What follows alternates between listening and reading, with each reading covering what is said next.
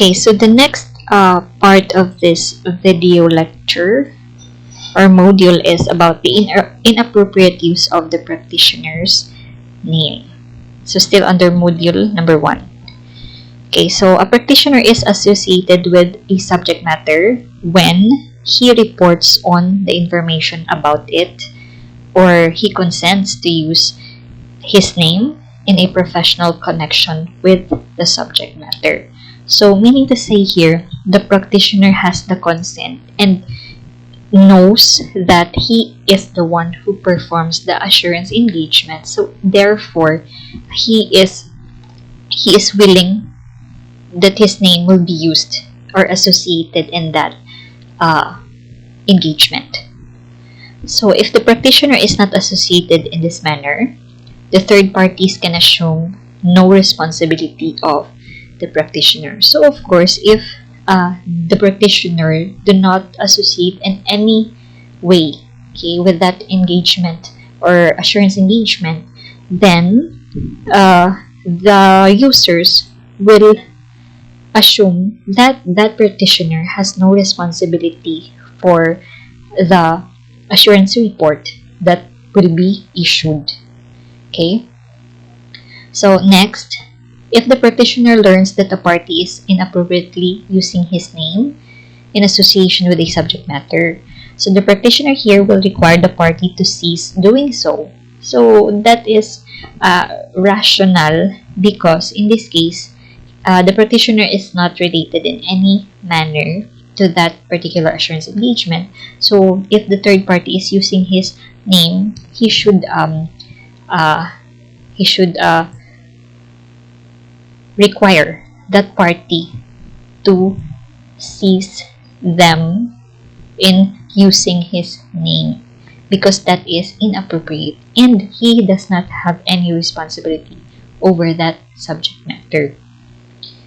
Okay, so the practitioner also considers what other steps may be needed.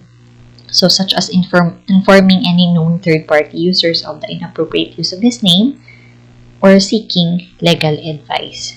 Okay, so here, if his name was inappropriately used by the third party, so aside from telling those party who have used his name to cease from doing so, he should also inform the intended users who have the copy of the report that he is not associated and he is not responsible for that subject matter.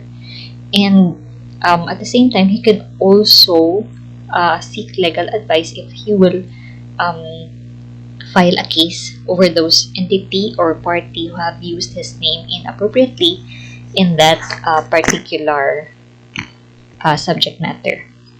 Okay, so in this video lecture, we will proceed with the last part of the module, which is about the difference between a reasonable and limited assurance engagements. Okay, so we have here the table. Okay, so in your module, it is completely presented, but in this case, since my screen is just small, so I have to cut the table so that the text can be read, okay, in the screen, from the screen. Okay, so we will describe each of this engagement.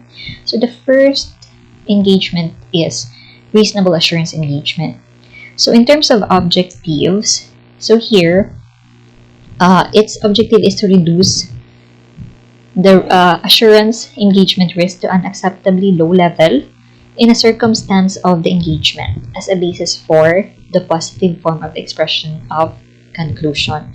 So actually in our previous video lecture, I have mentioned this already, that under the reasonable assurance, the risk is reduced to acceptably low level and in the positive form of expressing the conclusion. What about under limited assurance? So here, the objective of limited assurance is reduction in the assurance risk to a level that is acceptable only and not below the acceptable level. Okay, so in the circumstances of the engagement, but where the risk is greater than for a reasonable assurance engagement as the basis for a negative form of expression of practitioner's conclusion. So in this case, if you will compare the reduction of risk, the risk here is much greater under the limited assurance engagement than that of the assurance engagement. So meaning to say, if for example, if under the reasonable assurance, the risk is reduced to 15%. Okay, for example, the acceptable level of assurance risk is 20%. Okay, so under the reasonable assurance, it can be reduced up to 15 or even 10%. So meaning to say, the assurance risk is lower. Whereas under the limited assurance engagement, the risk here is equal to the acceptable level, which is only 20%. So if we will compare, the risk or the assurance risk is much greater under the limited assurance engagement. And the conclusion here is in the negative form. Okay, so that's how they are different. So that's in terms of objectives. What about in terms of evidence gathering procedure? So for the assurance, this is for assurance reasonable assurance engagement. So here, sufficient appropriate evidence is obtained as part of a systematic engagement, which includes here understanding of the engagement, assessing the risk, responding to assessed risk, performing further procedures by using the combination of inspection, observation, confirmation, recalculation, reperformance, analytical procedures, inquiry. So such further procedures involve substantive procedures including, where applicable, obtaining, corroborating information, and depending on the nature of the subject matter, the test of operating effectiveness of the internal control, and evaluating the evidence obtained. So in this case, under the reasonable assurance, if there is risk, or in the risk assessment, okay, so if the practitioner learns that the risk is too high still, so he has to perform further procedures or gather more evidence to reduce the risk. Okay, so he can combine any of these procedures. So by the way, we will have a separate module for each of gathering procedures, okay, such as substantive and analytical procedures. Okay, but again, in this case, the point here is that under the reasonable assurance, the auditor will take further steps or procedures to reduce the risk to reduce it to acceptably low level. Okay, so that's how the practitioner do his work under the reasonable assurance engagement.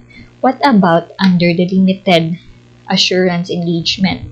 So the evidence gathering procedure is sufficient appropriate evidence is obtained as part of the engagement process, which includes obtaining understanding of the subject matter and other engagement circumstances, but in which procedures are limited relative to a reasonable assurance engagement. So you can see here that under the limited assurance, there is no further performance of evidence gathering that will be done by the practitioner. Okay, so that's how different they are. And lastly, in terms of the assurance report, so for the reasonable assurance engagement, so the description of the engagement circumstances, and again, this is in the positive form of expression. What about for the limited assurance? So the description of engagement is in the negative form. Okay, so that's how it is written in the assurance report. Okay, so those are for the differences between limited and reasonable assurance engagement. So actually, we have mentioned this in our previous video lecture as we presented the terms. So that would be for our module number 1.